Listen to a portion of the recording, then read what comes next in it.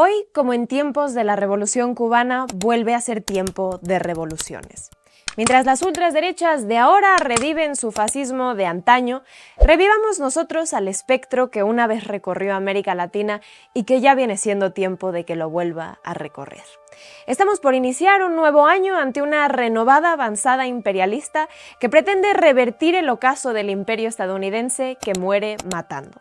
Un nuevo año que en nosotros recae que se parezca más a ese 1 de enero de 1959, cuando a la huida de Fulgencio Batista, Fidel Castro declara la victoria, colocando al pueblo cubano al mando de su historia.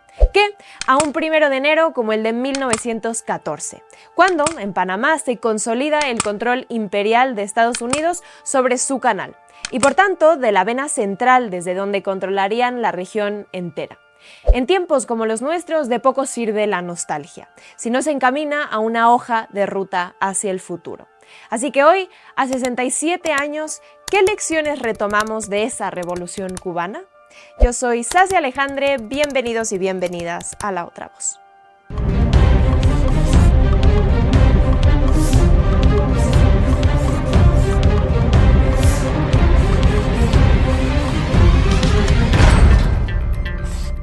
El imperio estadounidense, tal y como lo conocemos, se consolida en Cuba. Ahí el destino manifiesto deja de ser continental y se vuelve marítimo. Bajo el mito de exportar democracia, Estados Unidos revierte una independencia soberana y la convierte en colonia. A las puertas de la ruptura con España, Washington despliega al Maine en La Habana. Lo hunde y fabrica un casus belli mediático, prototipo que luego repetirá con las armas de destrucción masiva en Irak o la narcodictadura venezolana, para justificar la ocupación. El resto es conocido. La revolución de los barbudos rompe ese dominio y desde entonces Cuba enfrenta una tras otra a todas las doctrinas imperiales. Monroe, Roosevelt, Nixon, Bush y hoy al corolario Trump. La pregunta sigue abierta. ¿Qué hizo tan resistente a esa revolución y qué puede enseñarnos hoy?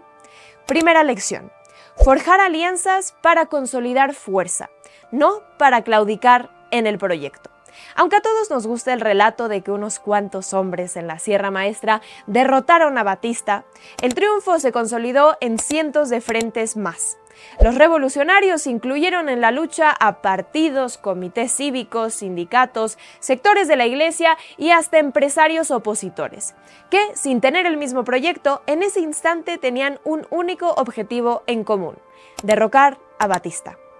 Mientras tanto, el 26J de Fidel mantuvo una línea ideológica deliberadamente ambigua y gradual, no como tibieza, sino como estrategia.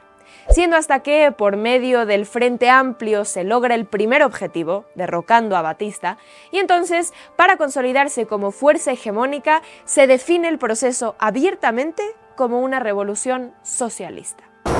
Porque lo que no pueden perdonarnos los imperialistas es que estemos aquí y que hayamos hecho una revolución socialista en las propias narices de los Estados Unidos.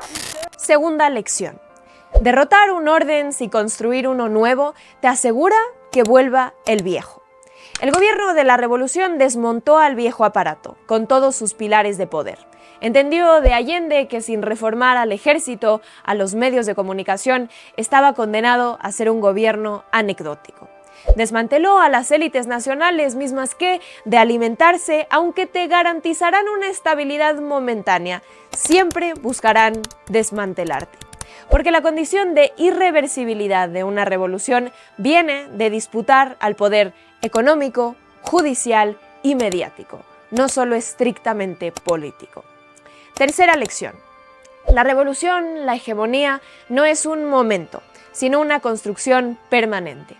El verdadero desafío no es bosquejar una hegemonía, un sentido común, capitalizando el momentum del triunfo inicial y los primeros logros, sino de adaptarla a las condiciones cambiantes, aceptando que los mecanismos de seducción y de legitimidad que funcionaron en un inicio pueden dejar de hacerlo.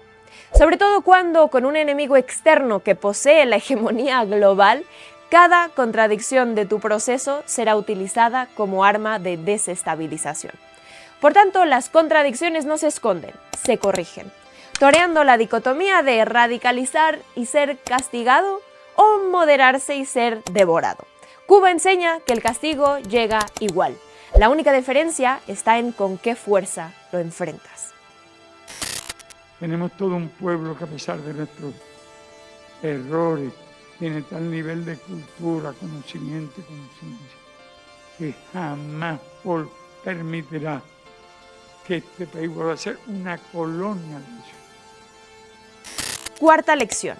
Los adversarios no solo son sujetos armados, sino proyectos culturales. Se puede declarar como hegemonía al relato que trasciende al campo político, pasando a ser la identidad del pueblo como sujeto.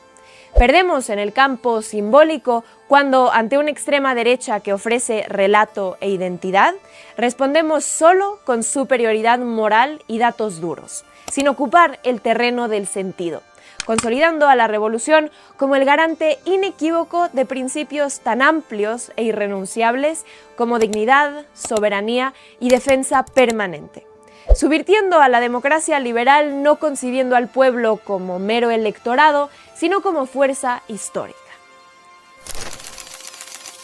Se suele decir que el jiu-jitsu es el arte marcial que no depende de tener una fuerza sobrenatural, sino de aprovechar la fuerza del adversario. Y frente a un imperio de hegemonía global, hacerlo no es solo un reto, es una necesidad. Eso hicieron los barbudos desde el inicio, sobre todo en el terreno mediático, dominado por Estados Unidos. Con una ambigüedad ideológica calculada, dejaron creer a Washington que podían ser funcionales a su agenda y aceptaron toda cobertura internacional que, al convertirlos en un espectáculo, los proyectó como héroes hacia el resto del mundo. Ahí están los reportajes de Herbert Matthews en el New York Times exaltando a Fidel y al Che. ¿Quién es mejor que los creadores de Hollywood, los superhéroes y los montajes mediáticos para vender a los barbudos como figuras míticas al mundo entero? Es evidente que recién declaradas las intenciones reales de la revolución, la prensa corporativa dejaría de entretenerse publicitando a los barbudos y empezaría la cruzada de desprestigio mantenida hasta el día de hoy. Pero sin ese momentum mediático global de inicio, la revolución no hubiera dejado la quinta lección. El internacionalismo no es romanticismo, es supervivencia. En el ojo mundial, toda potencia, país o movimiento afín buscaría tejer redes de apoyo con la revolución, solidificadas tras su llegada al poder. Hoy, algo aún más necesario. Pero sobre todo, sin ese jiu-jitsu político, nos hubiera mitificado la revolución como referente perpetuo para la izquierda. Hoy, urgentemente estudiándola en sus 67 cumpleaños y hasta la victoria siempre.